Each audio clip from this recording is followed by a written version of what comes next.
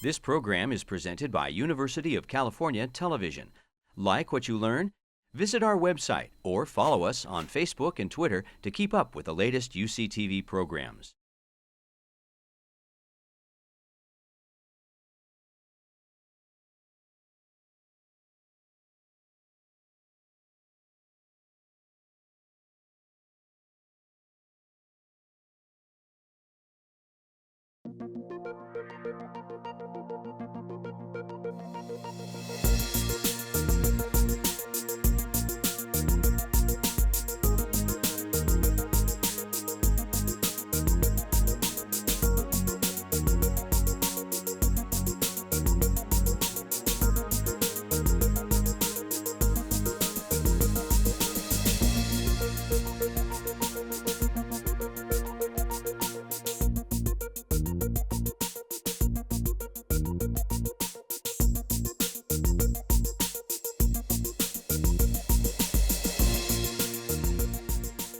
So the first thing we're going to talk about is what happens to people who are missing their teeth. And this is just one example of somebody who are missing their teeth.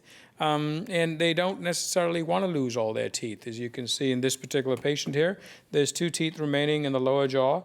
And though these teeth in the big picture may not be helping this patient very much, there is an emotional connection that patients have to their teeth, and they don't necessarily want to lose their teeth. And one of the challenges does become for us to sort of figure out, are the teeth in the way of providing a restoration for this patient in the long term? So that is always something that's challenging, and we want to make sure that we're addressing what the patient really wants, right?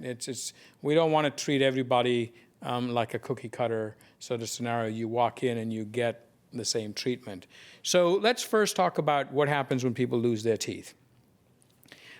Decreased masticatory ability. That means decreased ability to chew. When people are missing all their teeth, and the reason why I'm starting to talk about this with patients who are missing all their teeth is because that's where we first started to use implants, because that was the group of patients that really benefited the most from having implants, and they really had no other choices. When we start talking about other applications today, when somebody's missing one tooth, do they really need an implant? We did have other options before, like a bridge, for example, that was quite predictable until we weren't sure that implants had a similar success rate or outcome. We weren't necessarily going to give up what worked for us and try something new in that scenario. So when people are missing all of their teeth, there's decreased efficiency in chewing. And that varies from individual to individual. There's many factors that will impact that. Some of that has to do just with the quality of bone that somebody has, the gum tissue, how friable it is, how much saliva they may or may not have in their mouth, how they adapt to something artificial in their mouth, how early they got these prostheses. So, in the 40s and 50s, it was not uncommon for younger people to have all their teeth removed and get dentures. And those people adapted to them at a younger age. It's not the same for somebody who's a lot older and hasn't had that experience wearing a prosthesis. It is sometimes more challenging in that group. So if you look at studies looking at the ability of patients to chew effectively in a scenario when they're missing their teeth and they're wearing dentures, studies will say as low as 5% to as high as 30% in terms of comparing to having their own natural teeth in their ability to chew. So there is a significant drop. Some of the studies will say that dentures, in the best case scenario, are only about 20% as good as having your natural teeth.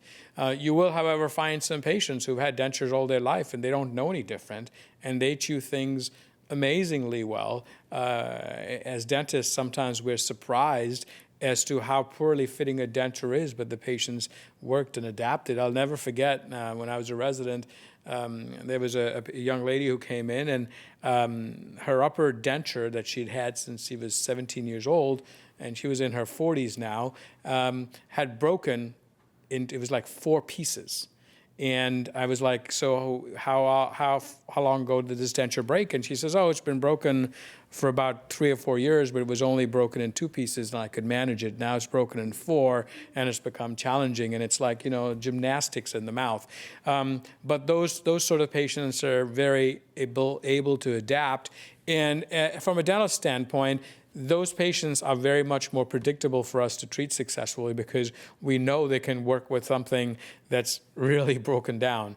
On the other hand, you'll see patients sometimes who've got, from a dental perspective, a very good denture, but they can't chew effectively with it, and that's just their ability to adapt and not able to chew as well with the prosthesis. So there's a lot of variation, and we spend a lot of time trying to figure out what a patient's complaints are, what they can, what they cannot do with the denture. Because as you see, when we'll go through the clinical scenarios with implants, there's many different ways we can use implants, from as little as having maybe just 2 implants to hold a denture to as many as having 8 and having screwed-in teeth. So how do you decide what is appropriate for each patient? Depends a little bit on what their chief complaint is, to examine their mouth to see what they've got and what is not working for them. Comfort is an important part of it. If patients have thin tissue, thin gum tissue, if you think about it, when you're wearing a denture, you've got your jawbone, you've got a denture that's made of a hard piece of acrylic plastic resin, and you've got these gum tissues that are being squished between bone and hard tissue every time you bite down. It's sort of walking on the street and having a pebble in your shoe, and you're constantly impinging on that little pebble. And some people's gum tissues are way more friable, delicate than others. Certain times, certain medical conditions, like if somebody's had radiation therapy for a cancer, that tissue becomes much more friable and they're not able to tolerate a regular tissue. So comfort is an important part of it. But a big part of it is psychological. There's lots of patients who just cannot or do not want to accept having something that is removable and goes in and out of the mouth. I remember when I was a little kid, my grandmother had dentures, and every evening they'd be sitting in the bathroom in a little glass and water, and it was like, what is that? We didn't want to go close to that as kids because we were sort of afraid that something was going to happen. But on the other hand, I have patients who will come in to see me and will not want their spouse in the room at the same time because their spouse has never seen them without having a denture in their mouth. So it's a big psychological component for them to make sure that nobody sees them without sort of a major part of their body, their face, missing. And so there are huge psychological components. And the fact that losing teeth is important, and sometimes, like that picture that I showed you, the last 2 teeth, they want to hang on to them. They just don't want to, because it's that last sort of connection to having their own teeth. And if that's gone, that impacts them significantly. So a typical patient that we would see who's missing all their teeth, as you can see here, this is the jawbone. This is a radiograph, a Panorex X-ray. It's 2-dimensional. It's a good sort of what we would call a scout film to show us how much bone is available in the lower jaw, how much bone is available in the upper jaw. Basically looking for bone that's adequate for allowing us to put implants, and what anatomical structures are there that will probably interfere with placing an implant. So for example, in the upper jaw, you can see this sort of dark area. I don't know how well it's showing up there, but these are your sinus cavities, the maxillary sinus, and you have your nose up in here. So if you look down from the bottom of the sinus, or the floor of the sinus, to the jawbone here, it's very little. It's not very tall. So that would not allow us to put an implant in that's long enough to be predictable over time. In the lower jaw, when you look at this portion here, if we were to, if you look at my face here and I've got my fingers at 2 points, this is where a nerve exits our lower jaw. It's called the metal nerve, and there's a metal foramen where the nerve comes out and supplies your lip. But between these 2 points, there is no nerve. Whereas back in this area, there's a nerve that's going through the jaw. If you remember going to your dentist and you get a Novocaine injection in your lower jaw, you get an injection way back, right? And that entire half of your jaw gets numb, including your lip and half of your tongue, because that's where the nerve enters the jawbone. And so we got to make sure there's enough room or enough bone above that nerve for us to be able to put an implant. But when people are missing their teeth and the bone resorbs or shrinks away, we don't always have enough bone there to allow us to put a screw in. So we're limited to the areas in between the mental foramen, but we need to be able to evaluate that. Today, we've gone a few steps further than just looking at a traditional X-ray. If we have any question about it, we are able to get a CT scan or a three-dimensional X-ray that'll show us much better where some of these anatomical structures are and allow us to plan better. We also know when patients are missing their teeth that there's the bone loss that's going to occur is going to be ongoing. When you lose your teeth, the bone doesn't just stop resorbing. There's two parts of the jawbone. There's the basal bone, your bottom of the bone, and then there's what we call the alveolus, so the portion that sort of holds the teeth in them. When the teeth are removed, this alveolus has no function or no purpose, and the alveolus is going to resorb. In fact, if you see children, like a group of patients that I treat here in a condition called ectodermal dysplasia, where they're born without having any teeth, they don't have any of that alveolus or gum because teeth never developed, so the alveolus never developed. They're down to basal bone. So when we look at this, we know that this bone loss is going to be ongoing, and therefore, sometimes it may be advantageous to put implants in early because they have been shown to hold the bone and not let it continue shrinking away, especially in areas like I pointed out here where the nerve is close or the sinus is close. If you lose a certain amount, you may not be able to place an implant. We have methods today of trying to graft bone and things, but they work, but they're not as good as putting implants in your own bone. We would be much more comfortable having your own bone to put an implant in. Grafted bone success rates are good, but not as good as native bone. We also know that the jawbone, the alveolus and the mandible of the lower jaw resorbs at a rate of 3 times as much as the upper jaw. So there's been a lady in Scandinavia who's been following patients for over 25 years in a longitudinal study and has measured changes in how fast bone is lost in the lower jaw 3 times as much. And typically, it's the lower jaw that when patients are missing all their teeth, that they have the biggest problems. Most people don't complain about an upper denture. They complain about the lower denture. And that's interesting because from our standpoint, an upper denture, when you have no teeth, it's working against gravity. We have to work against gravity to help it to stay up there. But because we have the entire palate to cover, the roof of the mouth, we have sort of a much broader surface area. It's kind of like a snowshoe. You're spreading the load over a wider area, but you're also able to get a suction or a seal around the edges, and therefore the upper denture stays in place very well. The lower jaw is very different. It's thin. The dentures are sort of horseshoe or U-shaped, and the gum is thin. And every time the tongue moves, which happens when you're talking, when you're swallowing, when you're eating, there's a tendency for the denture to lift. And when the denture lifts or moves around, then food particles that you have in your mouth are going to get underneath there, and then you bite down and it hurts. And so, you show up to the dentist and it's like, oh, I got a sore spot, or I had a sore spot yesterday, but that occurred when you ate a raspberry or sesame seed or something got in there. In a couple of days, it's healed up. It's not really the denture, it's just something that got underneath. So the key parts about how implants really help us are to be able to hold the prosthesis in place better, to make it stable so it doesn't move around, and when you bite down, you don't squish on the tissue, right? That's sort of the key part of how implants are beneficial to us, because they allow us to make a prosthesis, whether it's a denture or a crown or a bridge, that can be anchored to something in a much more stable, much more solid manner. So let's talk about this word osseointegration, because if you look at history, the Egyptians, for example, the people died when they lost their teeth, because once they lost their teeth, they couldn't chew their food anymore, right? And so they didn't live into their 70s, 80s, and 90s like people do today. People would die in their 30s and 40s when they lost their teeth. So for the folks who are rich, the kings, the pharaohs, whatever they were, there are lots of examples where they would actually take teeth from somebody else and try and attach them with wires to their other teeth. They would take teeth from animals. They would take ivory and they would carve them into teeth and try and put them into people's mouths. But none of these techniques worked.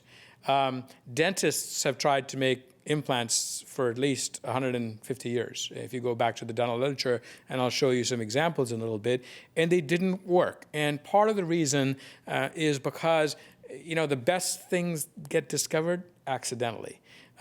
Somebody has to be sort of thinking completely outside the box, not really thinking the way the dentists do. So as dentists trying to create an implant, we were sort of in that mindset that we want to create a tooth. So we want to create a tooth to work like a tooth, and we were bringing in all the problems that are associated with that. So Professor Bronnemark he just passed away last December. He probably is one person who's made the most significant impact to the way somebody like me practices dentistry today because of the impact that dental implants have had. So he's an orthopedic surgeon, actually, and he was working in the mid-50s in Sweden trying to figure out how the bone heals when a bone is injured. And obviously, we're talking about the 50s, right? So science is different. And so what he came up was a lab model where they had the long bone of rabbits, and they created an opening and basically made a chamber like a periscope. And they wanted this piece of metal embedded in this long bone of the rabbit. And then there was a sort of periscope coming out through the skin, and there was a little glass opening through which a microscope he could look through, and over a period of about, I forget, 45 or 60 days, study what cells were flowing in that area and what was happening with inflammation, with injury, how the bone was healing. At the end of the study, when they tried to remove this metal chamber, they were unable to get it out, right? And a light bulb went off, because he was like, wow, that is really interesting, because he had a piece of metal that was embedded in the bone and came through all of the soft tissue in the skin exposed to the environment, right? And what does that do? That sort of gives a pathway for bacteria to go in, because it's a punctured wound that you have, and the body is trying to heal that. If you go back to teeth for a minute, our teeth are the only structure in our body that's actually anchored to the bone, but then comes through soft tissue into the mouth. And we consider the mouth sort of dirty. It's not sterile, right? We've all got bacteria in our mouth. And so how does the gum or the soft tissue seal around this tooth to prevent bacteria from going in? And we'll talk about that in a second again. So he was really intrigued by the fact that this piece of metal couldn't come out. Now, his lab technician made this metal chamber out of titanium. And the reason why they picked titanium was because they knew titanium was relatively inert. And since they were studying the effect of trauma, injury, inflammation, healing, they wanted to have a metal that didn't create a reaction from the body to that metal. So they used titanium. And for some magical reason that we don't even understand today, the bone grew onto the surface of this titanium. It treated it almost similarly to if you have a bone in your body and you fracture your bone, what do the doctors do to help repair that? When I was a kid and I'd fall down and bust my metatarsal or some part of my arm, they would put me in a plaster cast. And the purpose of the plaster cast was very simple. It took the bone, the surgeons called it, you reduced the bone so that the broken bone was lined up correctly, and you put a cast around it, and you left it for 6 or 8 weeks. The purpose of the cast was to prevent the two pieces from moving, right?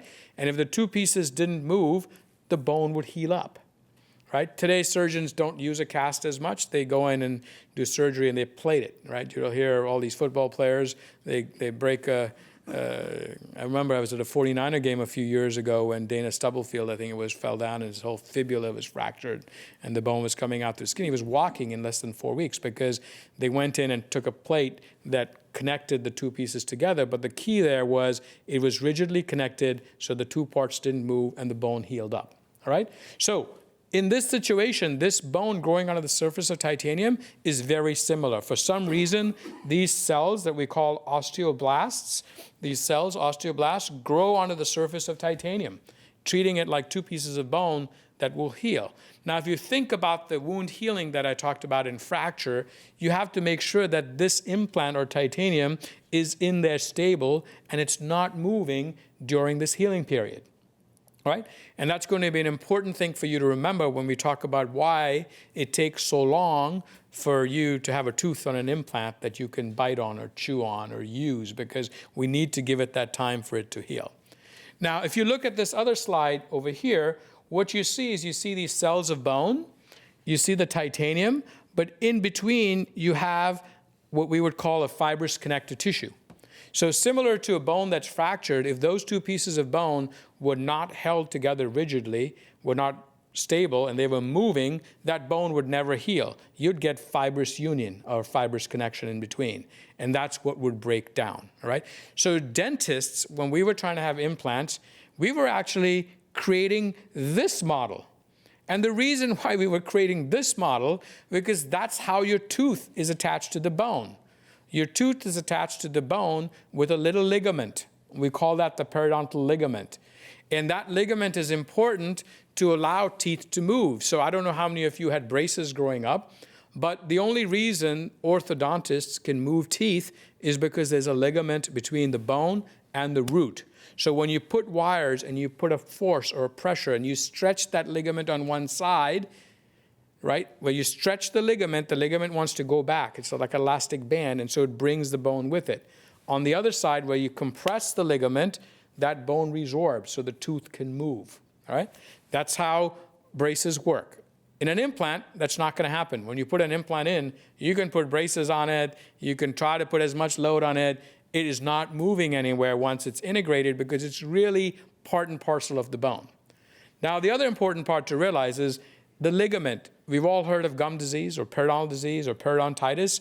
Really, that's what's happening. The bacteria are entering through your mouth, between your gums. You go to your dentist and they take a probe and they measure and they say 3, 4, 5, 6, or all those numbers that they call out. That's sort of the normal space that exists between your gum and the tooth. The deeper it gets, the longer it gets, the greater the number, the more bacteria are going to get in, and basically they're going to cause inflammation and break down in this periodontal ligament, and then the bone's going to resorb from that bacterial infection. That's periodontitis, and that's how you lose your teeth. So really, we would say that this ligament tooth to bone was God's mistake on how teeth were designed, because if the teeth were designed like titanium to implant, maybe we wouldn't have had that problem because they would stay in place, okay?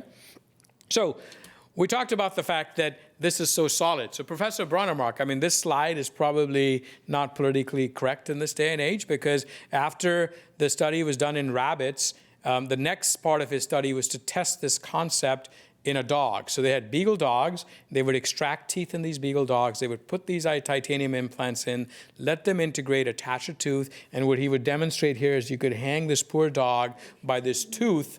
The whole weight of the dog was on this implant and tooth, and it was not moving and not breaking and not coming off, all right? So I know this is not a good slide for us to show, but it demonstrates the point as to what's going on. So when you start looking at this, then Professor Bronnermark coined the word osseointegration. And basically, it was a very simple definition, and my colleagues in this dentistry are arguing about this definition because we know a lot more. We have better tools to figure out what's going on. But when he coined this word in, I think it was the late 60s or early 70s, he said it was a direct functional and structural connection between living bone and the surface of a load-bearing implant. That's really important, the load-bearing implant.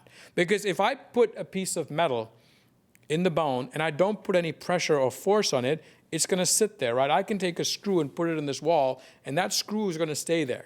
This wall is probably cheap blockboard, right? It's not solid teak wood. But if I go and try and hang a heavy picture on that, it's going to fall down if it's not being anchored stably in the wall correctly. So basically, we want a situation that's loaded. We just don't want a piece of titanium in the bone. We want to be able to put a tooth on it on which people can chew, and most people can exert a lot of force when they chew, right? So if this was to break down, if this interface was to break down under chewing, it would not help us in any way in restoring teeth, right? So the importance of structural load over time. How did he accomplish this? So there are two key parts to achieving osseointegration based on Professor Bronnermark's original ideas. The first one was atraumatic surgery. So when you're putting the screw in the bone, you have to drill, like putting any screw in any wood or metal, you have to drill a hole. And you have to be able to put that screw into the hole. Now, in bone, we want to make sure that it's atraumatic, because if you're drilling the bone too fast, too quick, too you're generating heat, and that's going to kill the bone cells in that area, and then you're going to have dead bone that you're going to put a screw in, and it's not going to work very well, right? So atraumatic surgery is a critical part of it. So in order to put an implant in, I don't do the surgery myself. My surgical colleagues do. I'm a prosthodontist.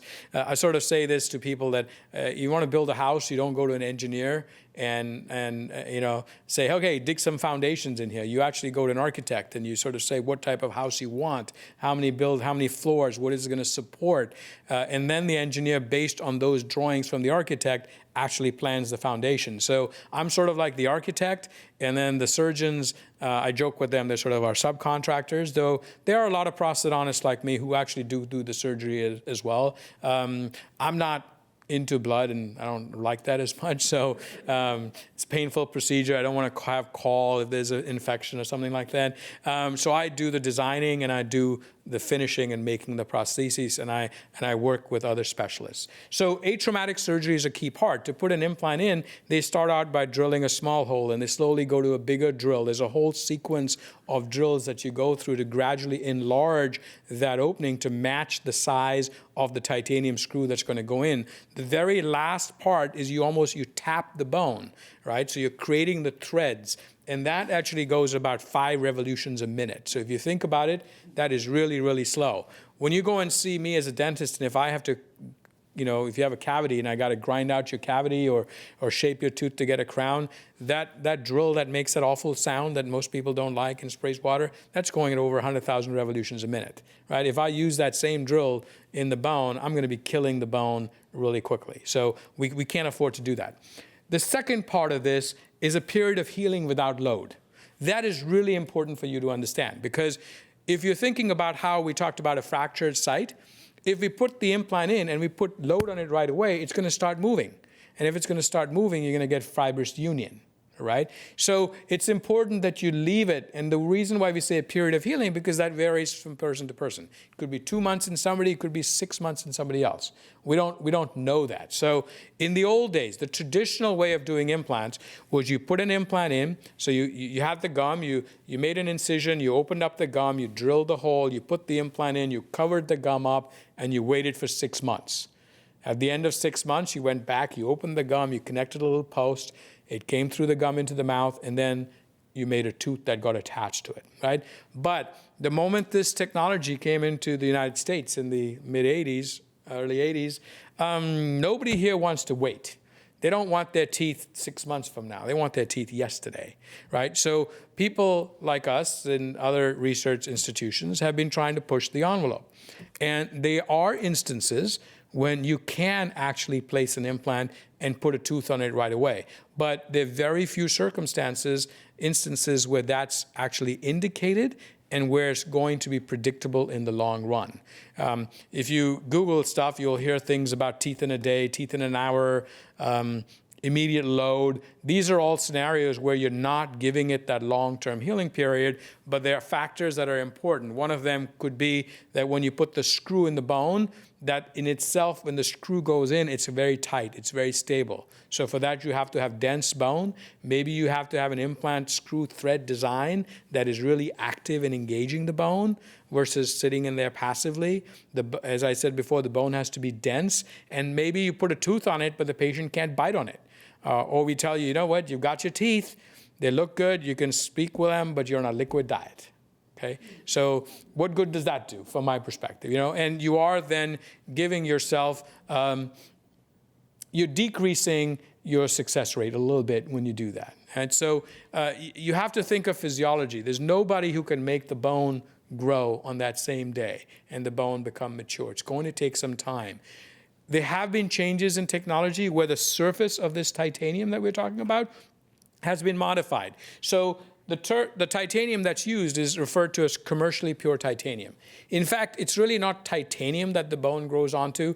Titanium is pretty active. If I was to take a piece of pure titanium and put it out here, it's going to develop an oxide layer on it right away.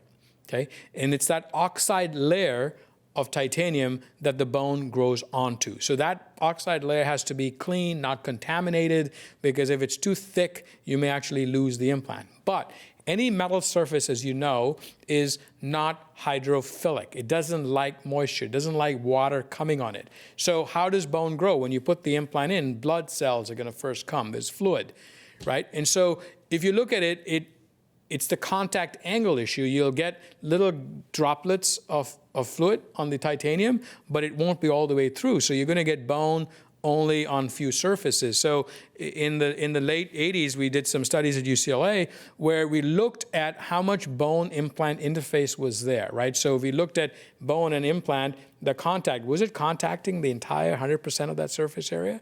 And it was not. It was only about 67%. The rest were just spaces or air bubbles or vacuoles, right? There was no 100%. So what the companies are doing today are they're modifying the surface of this titanium to make it more bioactive, more bioreactive. They're making it more hydrophilic, so the more fluid, right? So if I put water on it, instead of it bubbling, coming up into a little droplet, it's actually spread out on the entire surface. And if it's spread out on the entire surface, I'm potentially going to get more implant or more bone to grow on that surface and not have empty spots in between. So the idea there as well, if that's happening, maybe we don't have to wait 6 months, we can wait maybe 3 months and go in. But you still have to think about the bone may not be as dense at that point to load right away.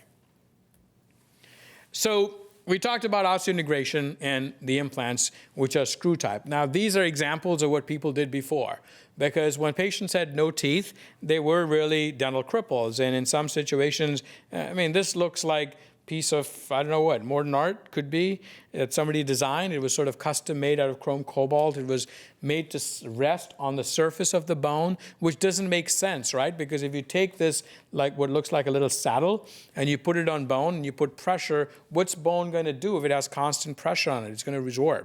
So that's what would happen. You'd get spaces underneath, you'd get an infection, and these kind of things had about 5-10 year survival rates of less than 50%. People would have these post getting infected, you would get put on antibiotics and it would get better. But there was really no good alternative. You wouldn't do anything like this today.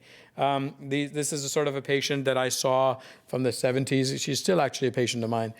We keep slowly taking bits and pieces of this out as it gets infected. Other sorts of implants, you can see how archaic. Most dentists kind of design these in their backyard or their garage or other places. No, I'm just kidding. People were coming up with different ideas without really an understanding of the biology of what was happening. And the other thing they were doing, they were putting them in and putting a tooth on it right away. So some people do think that if you design an implant to look like what you see here today, but you did the surgery atraumatically, right? And you didn't load it right away, some of these may work as well. We don't know, because we're not going to go back to using something that didn't work in the past when we have a pretty predictable, what we refer to as a screw-shaped implant that's osseointegrated, right? So because of that, things got more standardized. No dentists are making their own implants, right? These come in standard diameters of standard lengths. It's a stacked system where you have an implant, which is a screw, and you can see these are the numbers that tell us what the length of the implant is, how much bone, 7 millimeters up to 20 millimeters. And after this implant's integrated in the bone, the second part is this little post that gets connected. This post gets connected to the top of this implant, like right here, with this screw. And then this little piece becomes part of the teeth that we're going to make, and it gets screwed in to this, right? So it's an implant, an abutment or a post, and then the tooth that goes on top of it. And you'll see examples of this in the middle. As we started to do things that we needed to be a little bit more cosmetic, more aesthetic, we sort of eliminated the middle piece here, and we were able to have sort of a preformed plastic pattern that we could use that fit directly to the top of the implant. And your dentist or dental technician could wax to this and make a crown. Like how we made gold crowns, lost wax technique. You wax them, you cast them, and you would do the same thing here, and you would end up with a restoration. All right. So I've given you a background of how implants actually came into being predictable, how they work, the important part being titanium is a critical component, atraumatic surgery is a critical component, and the fact that you are not loading them right away. You're giving them a period for the bone to grow and mature on the surface before you can start loading them. So now I'm going to share with you some examples of how we actually utilize these implants. And I'm going to split them into three categories. The first one is edentulous, which means somebody who's missing all their teeth, like the upper jaw that you see here. The second category is partially edentulous, where they're missing one or two teeth. And the third is a sort of cancer reconstruction, which is something that I hope none of you ever need, but it's part of what I do here at a major medical center, working with our head and neck surgeons and reconstructive surgeons in rebuilding people's mouths that have to be removed from cancer. All right, so partially edentulous will be one tooth, and then somebody like this who's lost a major part of their face because of a cancer, and we're trying to make some sort of prostheses to make them more presentable in society. So let's talk about the edentulous patients first. And I'm going back to not a lot of data here to show you because it's pretty predictable. But this is one of the first papers that was published in 1981. And this came out from the people in Sweden. And what's really interesting is in this day and age, people like to publish data and publish papers before they've even got good follow-up on it, right? Because they're worried that somebody else is going to beat them to the Nobel Prize. So they got to get their data out there first. And sometimes there's problems with that because they haven't really evaluated them long enough to see what's going on. And the Swedes were very good about this. They did not let the rest of the world know that they had this system of replacing teeth till they had a 15-year follow-up on this. Right? They reported a 15-year follow-up in 1981. This idea of osseointegrated implants came to North America in 1982. In Canada, actually, in Toronto, the University of Toronto, a gentleman by the name of Professor Zorb was the first one who introduced it to North Americans. And I think the first dental implant was placed at UCSF probably in 1985. So you can see how long it was already out there. But what they showed was maxilla is the upper jaw, and mandible is the lower jaw, and you can see the success rates. And there's two numbers that you're seeing here. You're seeing 89% and 81% and 100% and 91%. And what does this mean? This is a really important part because in medicine, you got to realize nothing is 100%, right? If somebody's telling you it's going to work all the time, they either haven't done it long enough or they're just making it up. So how do these guys get an outcome that's 100% successful? Well, really, what they're looking at is there's two different data struct points that they're looking at. The 91%, so we say a patient comes in and has no teeth in their lower jaw, and their objective is to be able to get teeth that are held in place by implants, all right? So in that one patient, let's say the dentist decided to place 6 implants, but out of the 6 implants, 1 implant didn't take, 5 did. But the dentist could still use the 5 implants to make the patient a prosthesis, right? Or teeth that were attached to the implant. So the patient's complaint, patient is not coming in saying, I want 6 implants. Patient comes in and says, I want teeth. So the 100% is teeth that were supported by implants. So in the lower jaw, in 100% of their patients, they were able to provide a prosthesis that was supported by implants, but the success rate of implants was 91%. That means if 100 implants were placed, 9 of them failed. Fortunately, not all 9 failed in the same patient, right? They were scattered, 1 in one patient, 1 in the other patient. So success rate of implants is 91%. Now that's great, but in a multiple situation, it's okay because I'm placing 5 or 6 and maybe 1 doesn't work. So for that reason, sometimes we do over-engineer the system, right? If you come in and we say, well, we need a minimum of 4, but if we're going to do the surgery, maybe we should just place 5 or 6 because if we lose 1, then we're still going to be able to make a prosthesis in that situation. In the upper jaw, it was not so good. Only in 89% of the patients were they actually able to provide a prosthesis that was successfully supported by implants, and the success rate of implants was 81%. You can see like almost 20% failure. Now, why did that happen, right? I can't really answer that for you. We have some ideas as to what's going on in that situation. First of all, the upper jaw, the bone is much, much softer. It's not as dense as the lower jaw. The mandible bone is more like teak wood. The upper jaw bone is like sponge, okay? It's much softer. So when you put the implant in, that screw is not in dense bone. It's not rigid. It's not stabilized strong enough. That's one thing. The second thing that happened, if you remember that panorex that I showed you, we said that in the mandible or the lower jaw, you could pretty much get decent length implants between the two mental foramen because there was no nerve structure impacting it. Whereas in the upper jaw, we had sinus cavities and we had a nose. So there was limited areas where they could get implants in. So you maybe couldn't get enough implants, or you couldn't get implants that were long enough. It was very unusual to get 13, 15, not 13, very usual to get 15, 17, or 20 millimeter implants in the upper jaw because there isn't that much bone.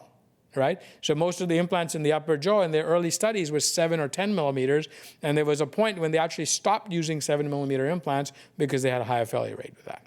Okay? So you understand this number discrepancy in statistics when you look at that. Statistics is really messed up, right? Most people could use statistics to show whatever point they want to make. All right. So when we start looking at the edentulous patients, then the ones who are missing all their teeth, we also have different types of prostheses that we can make. So we sort of classify them into 3 categories. We call one a hybrid bridge. A hybrid bridge is what you see here. So basically, you've got these implants or these posts, and you have teeth, which is like a denture, that's screwed on to these implants. So they're like sort of teeth on stilts. And this is really the original design that Professor Brånemark came up with in Sweden. And we do it this way today. It works really well in the lower jaw. It gives patients good access, as we'll talk about later, to get underneath and clean this bridge. But this is not going to work in the upper jaw, because if in the upper jaw, when you smile and you show all this gap, it's not going to look pleasing aesthetically.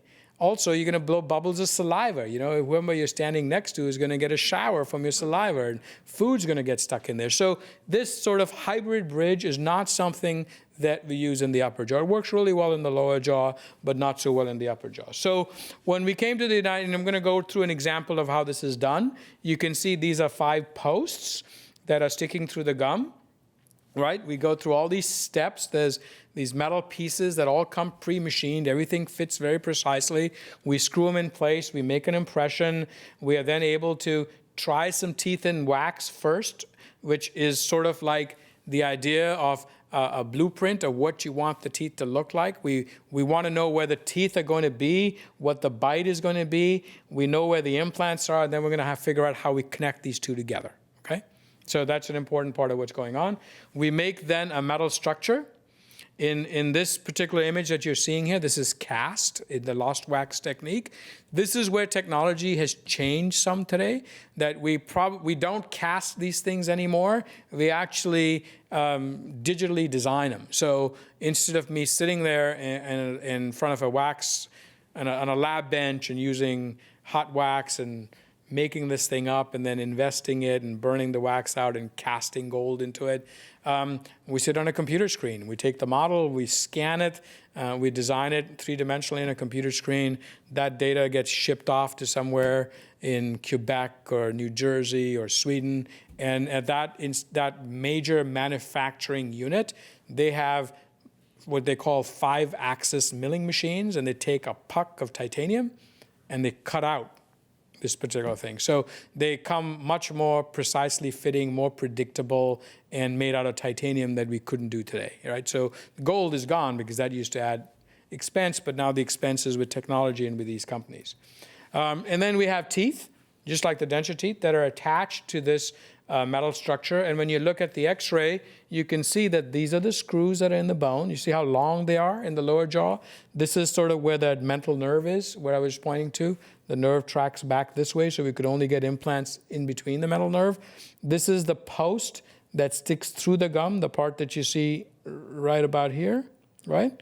And then this is the frame with the teeth that gets screwed on. So the patient doesn't take this on and off. The dentist can if we need to, and we don't do this regularly unless there's a problem.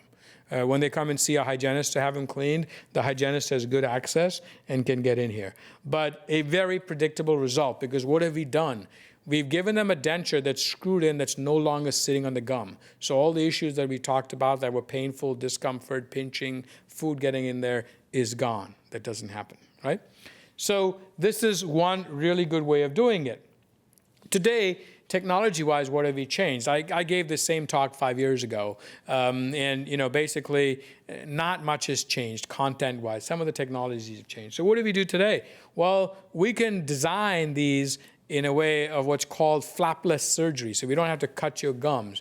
If we get a CT scan, we can use the CT scan and virtually plan where the screws need to go based on the space. Then on that model, this what we call a surgical guide or surgical template gets milled. It's actually stereolithographically produced. That comes back. It gets screwed into the jaw with these little pins that you see right here. And then we can put screws or implants into the bone precisely where we planned them to.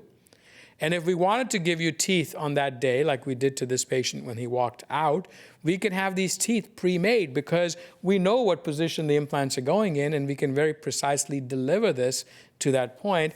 And so when this patient leaves, they've got some teeth in their mouth, right? But these teeth are not for them to chew on. They're on a liquid diet. They're on a liquid diet for 2 months because though we've got 5 implants here, and you'll see the x-ray in a second, because we had a bridge that connected the 5 together, it's like having 5 posts that are connected with a horizontal. And when you do that, you're not allowing each post to move individually. You're splinting them together, right? All of us have backyard with a post, and you got one post and you can move it around real easily. You have 2, 3, 4 of them. You connect them. They're not going to move as easily, right? So you can do this when you can rigidly splint. The other thing that's important is when we put this implant in the jawbone, we want to make sure that that implant is integrated, it's rigid, and we test that with how much Newton centimeter. So when we're putting the implant in, we have our drill is telling us how much resistance we're getting.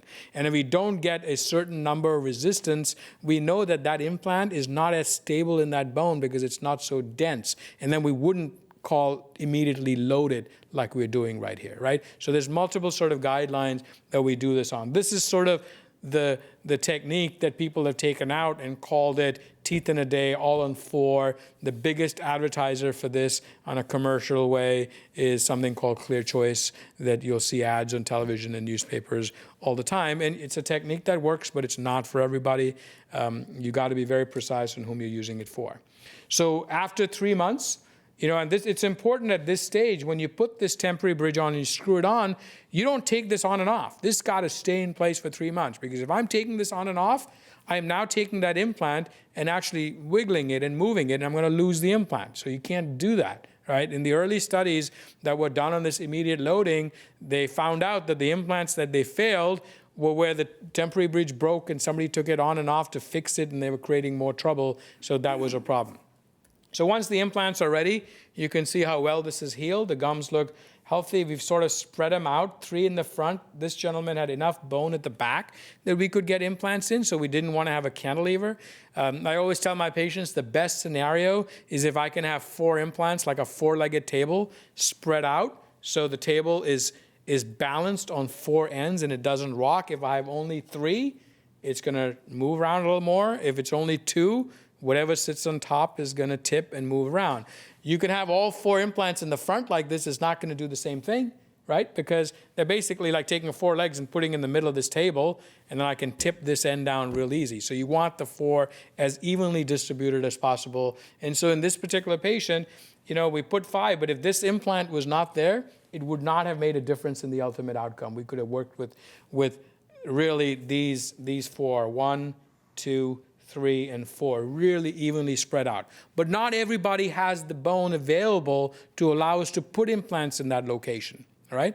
So it's not just where they ideally should be. I need to have the bone to place it in that location, or you, the patient, needs to have enough bone. And so then we make the final bridge, and that's what he looks like. And you can see here, this is all sort of, I couldn't have shown you this slide 5 years ago because this didn't exist. Right, so these implants were placed by what we call a CT scan guided surgical procedure, that they were placed, planned virtually, put exactly where we wanted them. We made it, and then this bridge that you see here is a titanium milled structure. You can see it's less dense than the previous cast gold that I showed you. All right, so it's great that we can do this. We can do a fixed bridge, but obviously if you're doing all these procedures that I showed you, and I'm using somewhere between 4 and 6 implants and making a screwed-in bridge, it's a pretty expensive procedure. And not everybody can afford that. That's one question. The second is, even if somebody could afford it, they may not have enough bone to allow us to put 4 implants because they've resorbed a lot of bone. So we have to have other options in order for us to be able to give patients a prosthesis where implants would improve their quality of life.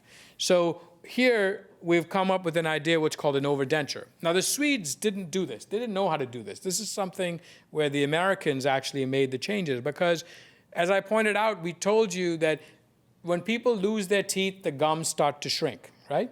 So we had a technique which was pretty popular, and the University of Washington actually did a lot of research in this to do what was called overdentures, where they left, so if you had a tooth that had a lot of caries or a lot of gum disease, they would actually cut the tooth off at the level of the gum, and they would leave the root in the bone, right?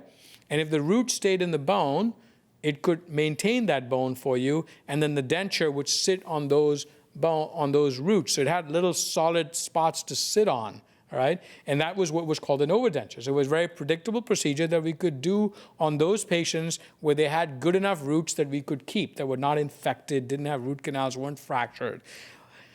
So we said, you know what? Why can't we do the same thing with these implants? Why don't we place a couple of implants and use them to help hold the denture? Because what we really want, in order for this denture to be more predictable than not having anything, is something that allows this denture to not move around.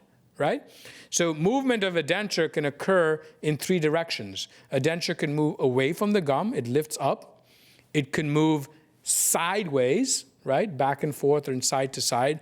Or it could move towards your gum when you bite down and you squish the gum tissue. So having implants helps prevent movement in all of these 3 different directions. And if we can completely stop movement in all 3 directions, that's when I have the most successful prosthesis. So when you have 4 implants, like the last one I showed you, 5, and you make screwed in, that is going nowhere. It's not moving towards the tissue, it's not moving away from the tissue, it's not moving sideways. Patient's going to be completely comfortable.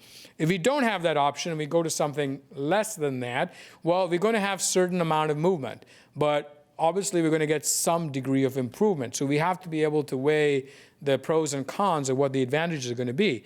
In this patient, there was not enough bone. All we could get was 2 implants. So we made a bar out of gold. And this denture had 2 little clips that helped snap the denture onto these clips. So that prevented this denture from moving away from the gum, right? It also prevented the denture from moving sideways. What it doesn't do is prevent the denture from moving towards the gum. So this back part of the denture right here, this is still going to move into the gum when the patient bites down, right? And when they squish into it, if their gingiva or their gum is delicate, friable, it's going to hurt a little bit. If you eat that raspberry or sesame and a little seed gets in there and you bite down, it's going to be like having a pebble in your shoe. It's going to hurt. It's not going to take that part away. So it's really important that when we plan these kind of things, patients understand what the outcome is going to be and what to expect from it. So overdentures are many different directions, right? We talked about 4 legs, which is ideal. So 4 legs equally spread out gives us the best scenario. 2 legs is probably the weakest link because it's going to allow the most amount of movement. And there's all sorts of permutation and combinations in between in terms of how many implants we have and where they're placed. So in this particular patient, we were able to get 4 implants in there, but they weren't really spread out.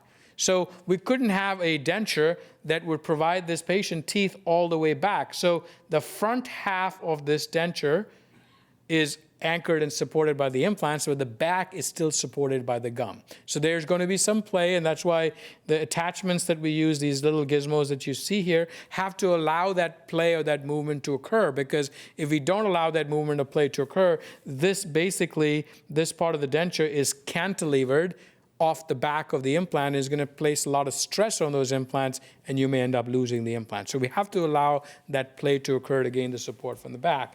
But a very predictable procedure for a number of patients. Typically, I would say that the first example that I showed with 2 implants works really well for that patient who's been wearing dentures for 30 years. right? They got dentures when they're in their mid-20s, early 20s. They had one set of dentures, second set of dentures, did really well with them. And now they're older, they've lost a lot of bone, a lot of gum. The gums have become flat, the dentures are really sliding around. They have adapted to a denture, they know how to chew with a denture. All we need to give them is a little support, a little help. And you get 2 implants in a bar, they're gonna do really well. On the other hand, if there's a patient who's never, ever worn a denture successfully, because it's uncomfortable, it hurts, it's painful, and you come in and say, you know what, I can't really do the 5 implants, I'm not gonna do 2 implants for you because I know you won't be satisfied with those 2 implants either, because the problems of you biting down and impinging on that tissue is still there, not taking away that issue, and therefore you won't be successful. If we can get 4, maybe I'll have a little less movement. If I can, on the other hand, put implants like this that are 4-legged table, like I talked about earlier, I can still make a denture that snaps onto it, goes in and out. We do that sometimes because it's easier for patients to keep that clean. It's harder for some patients to get in and clean around a bridge that's screwed in, whereas if they can remove the denture, it's better access for them to be able to clean the prosthesis. And if you can look at this x-ray, you can see how this is a very stable denture. It's not moving anywhere, and the patient has the ability to remove it and clean the area better than they did before, but it is a prosthesis that goes in and out.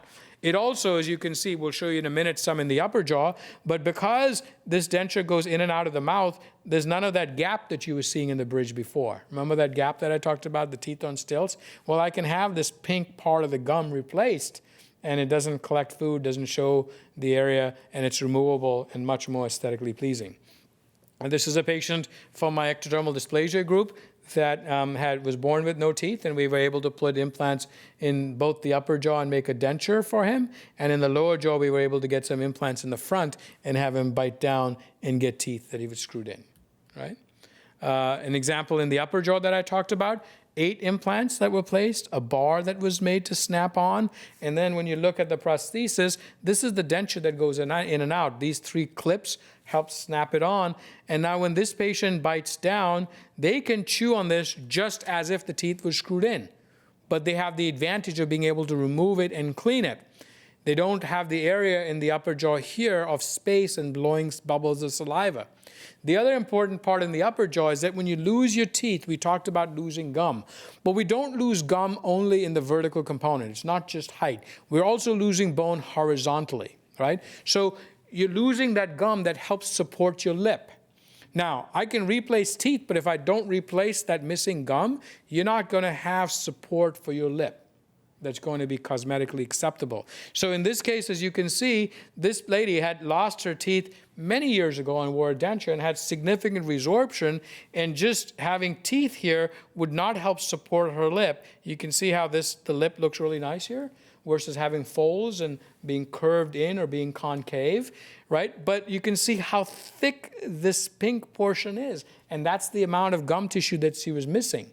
So even if I had enough implants to make screwed-in teeth for her, it would not give us an aesthetically acceptable outcome because we needed that replacement for the lip part of it. The other challenge, and I'll show you this in a little bit in a few moments here, is when you lose teeth, the gums become flat, right? So if you look at natural teeth, which she has down here, you can see there's a tooth and the gum kind of has this scalloped appearance to it. And the gum comes up and peaks in the middle. When you lose all your teeth, the gum becomes flat. So if I make a bridge and screw it in, my teeth are going to be very square because I can't make that gum follow that scallop. It only does that on teeth. So in the upper jaw where that's important, because I have the use of pink artificial material, I can make that pink material look like it's coming in there, and I can make the teeth more tapered and not be very square and block-like. So in the upper jaw, I tell my patients that it's not less than 10% of the time we're going to be able to make in teeth that are screwed in because they may not be aesthetically acceptable. You may not be able to clean them adequately. And so I always prepare them. We're going to go through this. We may get 8 implants, but in the end, you may end up having something removable. So from a psychological component, as we said, if there's some people who just don't want anything removable, they have to be prepared to accept the fact that they may end up with something removable because the fixed option, as we call it, may not fulfill all our needs from an aesthetic and functional standpoint. right? So same sort of thing. This is how we do it today. This is a bar. The old bars that I showed you were cast. This one's milled out of a piece of titanium. The denture part, this metal component here that fits on top, is also milled out. This thing is so precise. It is so beautifully fitting in place that this gentleman, you can see in the inside of this denture, there's 3 little yellow clips, right? These are the 3 snaps that help hold it in place. But there's also 2 additional snaps. You may not be able to see it well, but it was prepared for 5 of them. Now, because this is precisely milled together, I'm going to go back here. Nope. This is the one I want to show you. These are the 3 clips. And this piece of titanium is milled or machined out of the same block as this. So this part of the metal fits in this like a glove. It doesn't move anywhere. It's so precisely fitting. You know, I don't know if anybody in this room is a machinist, but if you did good machining, they were able to make parts fit together so good. This is really what it comes out like. So this gentleman, when he went home, he emails me and says, these new teeth are fantastic. They're great. They stay in place, but I can't get them out. Right? It was so tight and so solid in there with just 3 clips instead of 5, he couldn't get them out. And so he came back and I actually removed 2 of the clips and had him just hold 1 clip, because this bar is what we call the milled bar, but it's made to be very parallel. It's got a taper that's only 2 degrees on each side. So it's a total 4-degree taper. And then this part of the is made to fit that. So it's like 2 pieces of metal that fit precisely. And when they go all the way around the arch like that, it doesn't go anywhere. So in terms of function, it's absolutely ideal. So those are overdentures, right? Now, there are certain situations that we still do fixed bridges. This is what a fixed bridge would look like. If I'd shown you the slide here 5 years ago, this would be metal and porcelain.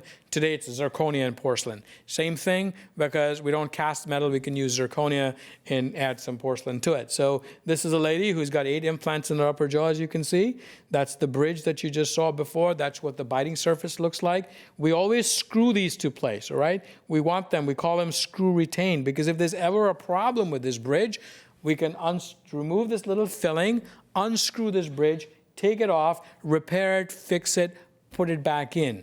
If you had bridges on teeth, we can't do that. They have to be cemented on, because if they're not cemented on, they turn loose, you get decay on the tooth underneath it. So if you have a bridge and there's a problem, you have no choice but to cut the bridge off and completely redo it, right?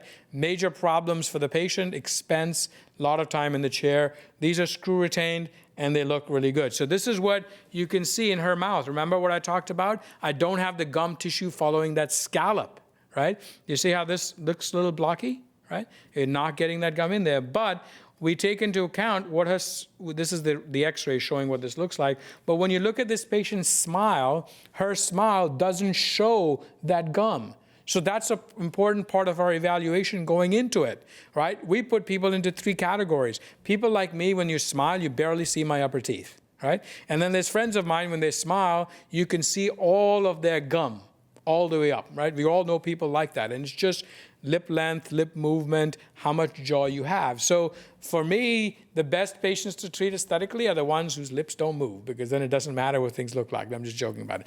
But the reality is that's an important part, factoring in to deciding what sort of bridge you're going to make for a patient and what's going to work in this situation for having a cosmetic or aesthetic outcome.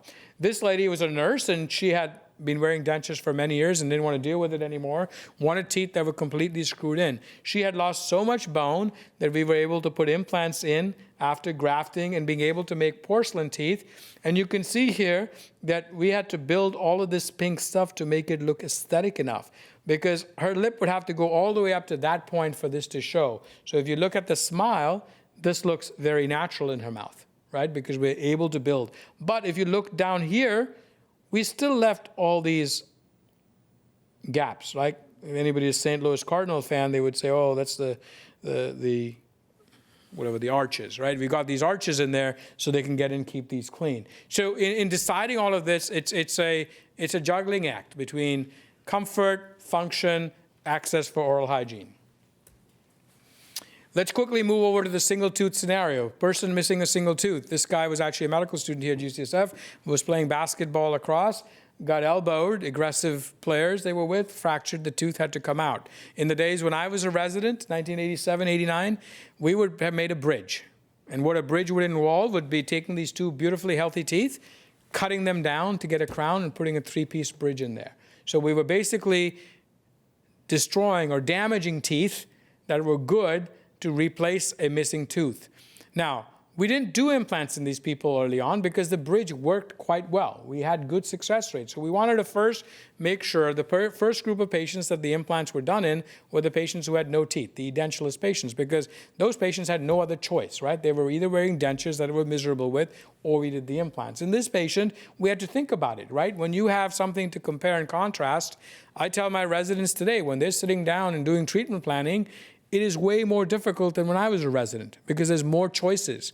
And when you have more choices and more options, it's more difficult for you as the provider in presenting it to the patient and more difficult for the patient to decide what choice they're going to choose. If you only have one choice, life is easy, right? But implants today have made life, in one way, a little bit more complicated for us in that situation. So again, success rates, 5-year studies of these implants were pretty successful, multi-center. So when implants started becoming successful in the group of people who had no teeth, people said, you know what, there's an advantage. Let's try them in this kind of patient group where they're missing one tooth and everything is healthy. Can we use an implant in that situation? So a group of universities across the world got together, 2 in the United States, 2 in Europe, 1 in Australia. That's what this 5-year multi-study was. And they reported in 96 that they had 100% success in the lower jaw and 96.6%. Now here, it's 100% for one tooth, but only 5 years. Okay? That's an important thing to consider. 96.6% in the upper. So that means nothing to me because if I'm having one implant replaced and I'm that 1%, for me, it's 100% failure. Right? Because implant failed in my mouth is not like that previous study that I showed you where you're having many implants and getting a prosthesis. If you're getting one tooth, it's 100% success or 100% failure. So we could treat patients like this. This is a young girl. She was congenitally missing. That means she was born without this one tooth in her mouth. Right? She's 18 years old, 17 years old, you know, perfectly healthy teeth. I wouldn't want to destroy these teeth by putting crowns on them. Right? And so she doesn't want to walk around with a flipper for the rest of her life. Implant works really well. We have an implant. I'm able to make a temporary tooth on it. We use the temporary tooth to create the form of the gum tissue, make sure it looks healthy, and then we're able to make a final tooth for her, make an impression, and we're able to get a tooth in her mouth. All right? Very predictable. When you look at this, that's the implant, that's the tooth that's screwed in. This has been in her mouth 13 years, right? And it looks absolutely natural. None of you could look in this mouth and say that was a false tooth in there, right? It has nothing to do with the color match. That's pretty good too, but it has to do with the fact that the gum tissue looks normal. And the gum tissue looks normal here not because of the implant. We're able to gain the scallop because there's a tooth on either side. So the tooth on either side dictates that scallop or the presence of that papilla. When we move to missing 2 teeth, I'll show you that that's not going to happen. If it happens, we just got lucky. But in a single tooth, if the gum is there on the adjacent tooth, we're going to be able to make it look pretty good. It still doesn't look good as the one on the other side. You see there's a lot more gum tissue in here, but we're able to mask it and make it look pretty nice. Right? This is the one that I showed you, the basketball player, right? The single incisor. I'm going to go fast now because I'm just showing you examples of what's going on. Single tooth implant, you take it off, you make a tooth, looks pretty good. It's been in there almost 12 years. Okay, so this is a young lady who had a tooth that is pretty common. So you'll see most of this happens, single tooth in the front of the mouth, young people, most of them had some sort of trauma. Either the tooth was playing basketball, young kids bicycling, if you lived in the Midwest and you played hockey, tons of people had hockey pucks busting their teeth. And basically this lady had a tooth that had a root canal turned gray, fractured. So we're going to lose this tooth. We're going to take the tooth out. In her situation, we're actually going to put an implant in right away because there's no infection, and we can put a long enough implant that's going to be stable. We're going to make a tooth on it that provides, this is on the day of surgery. The tooth comes out, the implant goes in, and a temporary tooth goes on. You can see this temporary tooth is short because I don't want her to bite on it. I don't want no loading on it. I want no pressure on it. It's going to heal for a while. She's told no bagels, no sandwich, no corn on the cob, no apples. She's not eating anything on her front teeth, right? Because that would just knock this implant out. And then after it's healed, We've added now to the temporary to make it look good. This is still a temporary. You can see the grayness here of the screw hole behind. And then when it's finished, finally, I'm able to get a crown on the tooth. So you have an implant, really nice and long. That was important, right? That's why we could immediately load it, because we could get the screw all the way up in a bone and it was anchored to place solidly. We got what we call a post on, and then the crown that got cemented to place. Again, really good looking tissue because the adjacent teeth have the gum on them. And this patient could walk around and not show, nobody could pick up that she had a false tooth in her mouth. We do this in the back of the mouth, missing tooth. Different examples, premolars, molars, very, very predictable. Sometimes we even try to create 2 implants with teeth because the molars at the back are teeth that we put a lot of force and pressure on. And sometimes we're not able to get a fat enough screw in there, so we want to get 2 because natural molars were actually designed with 2 roots. And there's a lot of stress. When you bite into something, if you want to break a pistachio nut, you don't do it with your front tooth, right? You do it with the back molar because you can crack it. And then the next day you crack your tooth and then you call your dentist, I chipped something. So you shouldn't be cracking those nuts. But that's an important part here. And very often in the back of the mouth when we're making these restorations, we do not make them out of porcelain. We make them out of gold. Because if you do bite on something that's hard and it's porcelain is glass, it's brittle, it's going to chip, okay? And the difference between an implant and a tooth, coming back to the ligament that I talked about earlier, when you have a ligament on this natural tooth here that you can see this sort of gap, that means it's like a shock absorber. When you bite down, the tooth moves a little bit, it gives a little bit. In an implant, we have no shock absorber, right? So when you bite down, there's no give. If you bite on something hard, it's going to be an impact. And when it's an impact, if it's glass, porcelain, it's going to chip. The previous chairman of my department used to say, if you want porcelain on your back tooth, I'm only going to guarantee it from the point you leave my office chair till you reach the elevator. After that, it's not guaranteed because that risk of chipping is pretty high, right? So we still recommend gold or titanium on those back teeth. Right. Partially edentulous, more than 1 tooth, same thing. We went through studies that became successful. Somebody who was in a traumatic situation, fell off a bicycle, knocked out 3 front teeth, right? Now what are we going to do? So we make him a temporary denture so he can walk around with something. 3 implants get placed in there. We make a temporary bridge, and then we make the permanent bridge. And what I want you to point out to you here is this is our biggest challenge. We're not able to get the gum to fill in between these. You can see how the gum fills around teeth on an implant on a single tooth. I could get the gum to grow in there. I cannot get the gum to grow in there, right? So every time we do this, we need to know that smile line, because if this guy's smile line is like this, he's not showing it. And so he's happy. Okay, so this is one of my sort of patients that we treated that I could never ever guarantee that I would get the same result again. This was maybe luck, maybe a little bit of planning, maybe her biology, because if you look at her, she's got 2 teeth that are both hopeless and they have to come out. And I was able to get 2 implants and get the gums in.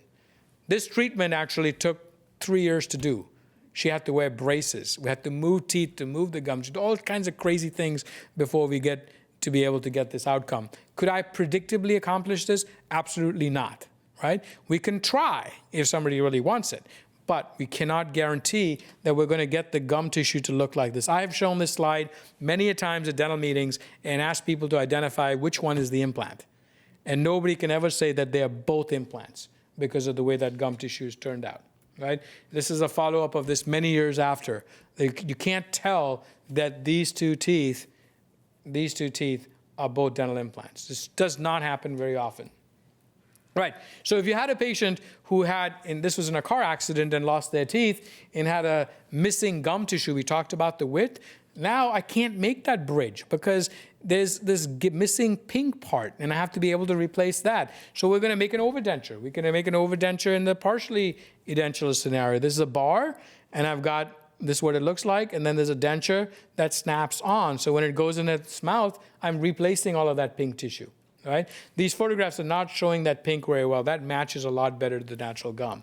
But you can see a little bit, he didn't smile so high in this, but this little pink part here is the most critical part. But we also needed this to support that portion of the lip, right? So possible to replace it. Implants work really well. This is my mother. My mom is 84 years old, now 85, and these were done about 18 years ago. She was missing one tooth and had a bridge. It failed. Got 3 implants placed in her mouth.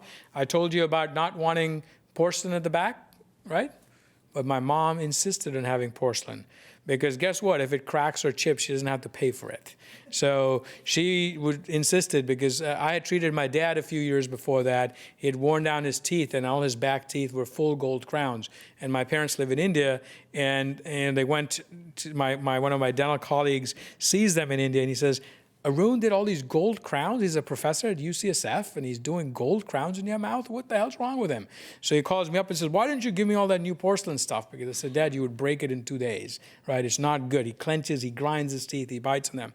But the moment my mom came and she said, I'm not going to get that gold like your dad. I want the porcelain. And she doesn't clench and grind her teeth as much. And they've survived for all these years, right? Predictable options. You can see what the implants look like. Typically, this is how I would make these on a patient if it was not my mom, right? They would be gold metal on the biting surface. We would give them some porcelain on the side because I'm worried about these things chipping. Now, today, and I did not include this in this slide, we can, you remember the fixed bridge I showed you on the lady and I said it was zirconia instead of metal? Zirconia is white. So we have the ability today of making these things out of zirconia. The problem with the zirconia at the moment is that it's very bright. It doesn't have good color. So it looks sometimes like a toilet bowl. It just doesn't have that translucency to it. It's just opaque, dense. And so if it's way back in the mouth, you can sort of mask the color, it may work right. But if in the front of the mouth, that case I showed you, we had to put porcelain on it. And so then it's sort of the same thing. We could design it like this. This would be like a very blocky white, and then it would be porcelain on the side.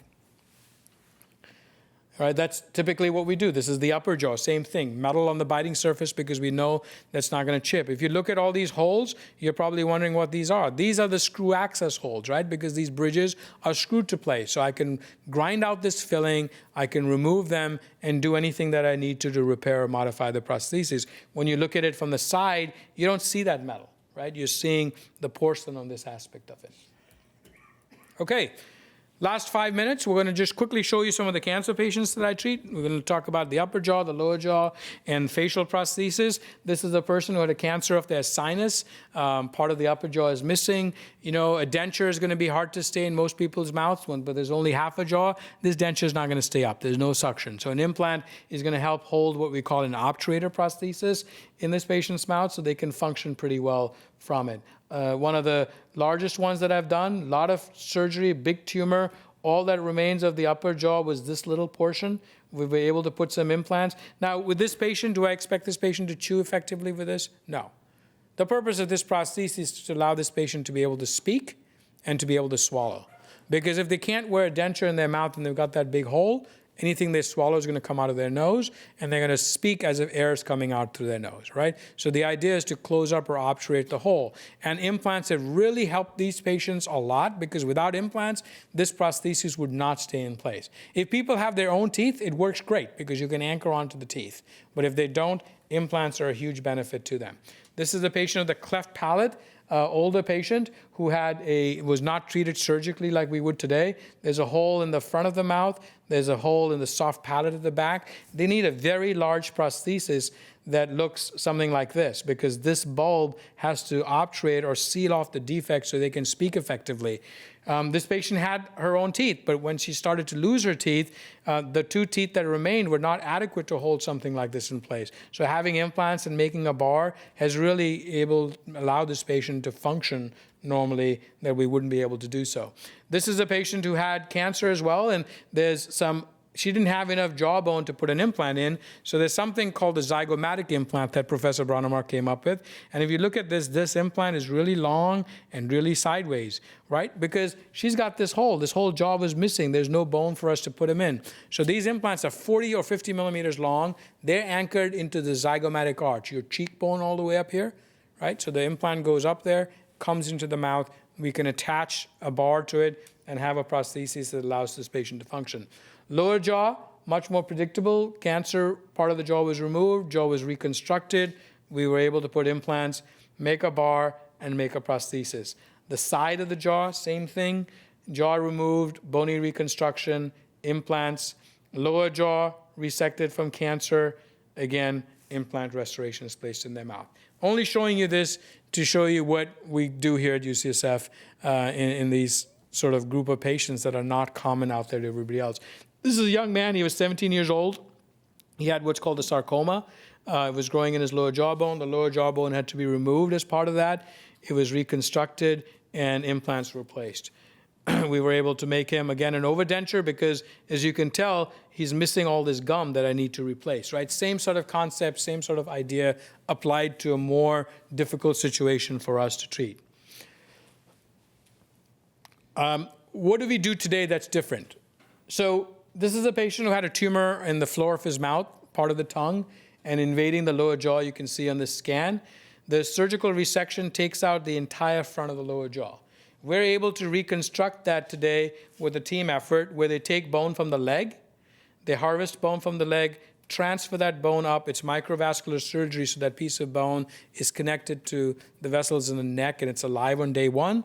We're able to put implants in that patient's jawbone, and then we're able to give him some teeth on a bar and an overdenture that allows him to function properly. His teeth were crooked before we started, right? This is not something that happened, that's how we presented with early on. Okay, so you wonder what this next bit is all about. Dentists, prosthodontists like me, way back from the First World War, were involved in doing facial prostheses. They were done on soldiers. In the First World War, it was known as the trench warfare. If any of you follow, they were in trenches, but they'd put their head up to look out, and their head would get shot out. They'd get shot in the face, and they'd lose their ear, they'd lose their nose, they'd lose part of their face. And dentists were part of the army out there. And the process of making facial prostheses was the same. You made a mold, you used an impression material, you poured up a model, you had plaster, you worked with wax, you created the shape of what was missing, and you converted that into plastic, rubber, or today what we do, silicone. But most of those were held on by glues, adhesives, glass frames, elastic bands. But implants has changed that because we can actually use an implant that is much smaller, that we can place in different parts of the face in bone, and then make the same silicone prostheses that can be anchored to place very well. So that's something I do here as well. This is a patient who had a melanoma. Part of the ear was lost. We did make him a traditional ear prosthesis, but it was very difficult for him to glue on to the side of his face. So he wanted implants. We were able to place an implant here and here. We made a bar. This is a magnet. So you got this is the surface of the ear that's going to fit against the skin. This is a magnet that would snap on here, a clip that was attached to the bar, and then he can place this on and be able to restore part of the ear that's missing. And so these are basically cosmetic things to replace part of the facial structure so these patients are able to go. We do this, you have to block out eyes these days so these eyes show up. This is a patient who was missing her nose from a cancer, and you can see I was able to get implants in here and then a nasal prosthesis that snaps onto it so it can be removed and cleaned easily. We could do it for eyes. We've done it for part of the face. The idea is obviously these are not going to be perfect, but they're more presentable in society than they are walking around with nothing on their face. Last part we're going to talk about is failure. The important part to understand is what fails. So the first kind of failure is what we're going to call biological failure.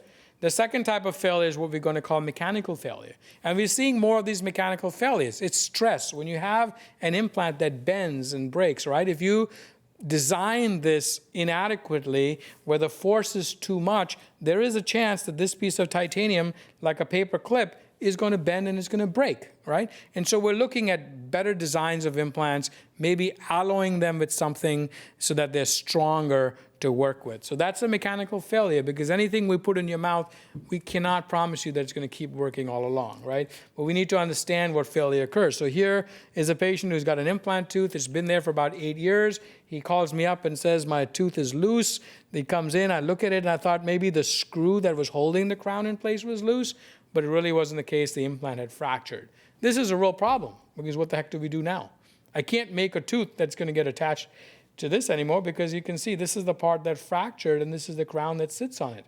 And basically, the option is to take this implant out. And that's not so easy, because the implant's actually integrated to the bone. It's like part of the bone. So to get it out, you have to get what we call a trephine, or like a apple core. It has to go in around that implant and cut all that out, and it's pretty traumatic. So we chose, and he agreed with us, to leave it alone. We just left it and made a bridge to replace the tooth.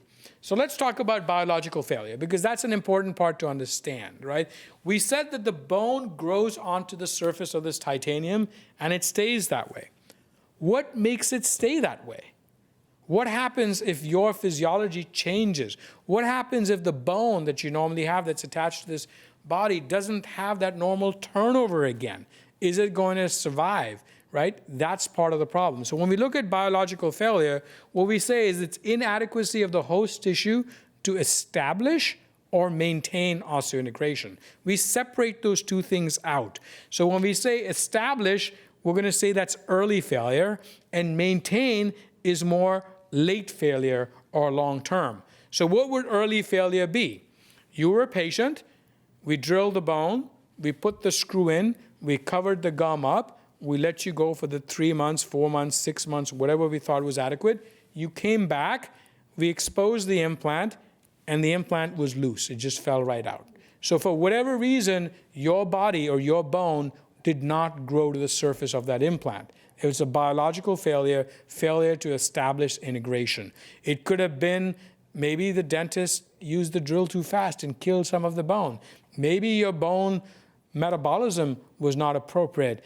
We have some instances where people who are taking Fosamax, right, to prevent osteoporosis, that stops the cycle of how the bone heals. In those patients, implants don't do that well, because what Fosamax is doing is it's slowing down calcium breakdown. That's what it's supposed to do. And so the osteoclastic activity is changing. So implants may not work so well in that group of patients. Late failure is interesting. You put an implant in, the implant's integrated. I make a tooth on it. The tooth seems fine. You come back 2 years later, the implant is loose. What happened? Well, what happened is failure to maintain, because in that particular patient, maybe the load that was applied was too much, too great for this bone implant interface to tolerate, right? So it broke down. It was there, it was integrated, but as you started chewing on it and putting more load on it, more pressure on it, it broke down. It couldn't stand the test of time.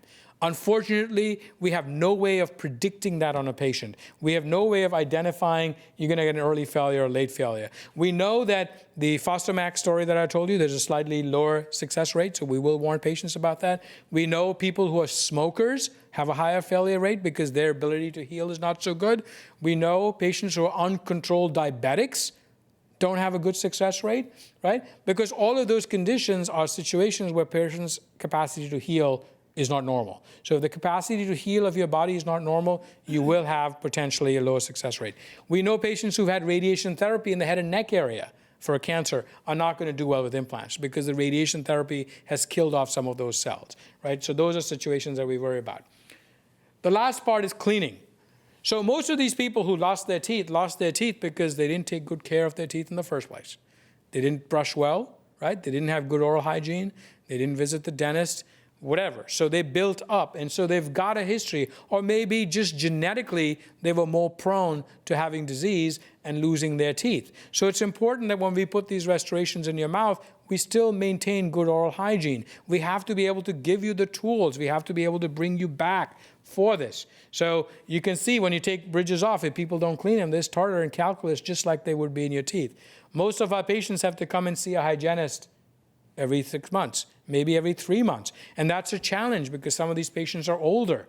They may have been wearing dentures for 30 years of their life. They've never really held a toothbrush. They don't know how to brush. They can't see so well. Their manual dexterity may be compromised. We have to think of those choices, those problems when we select the patient. So cleaning is very, very important. We give our patients a whole bunch of tools that they have to take in. And the fact that you go to a dentist and you get your implants, you're not done. Right? It's sort of a bad analogy, but you buy a car, you got to go back to get it serviced. And the more expensive the car, the more expensive the service. And what I mean here is the more complex your prosthetic treatment, the more implants, bone graft, complex procedure from the restorative side, if things are going to break down, it's going to be more expensive to repair them. So there's costs associated with that. Right? Big toolkits that patients walk away with.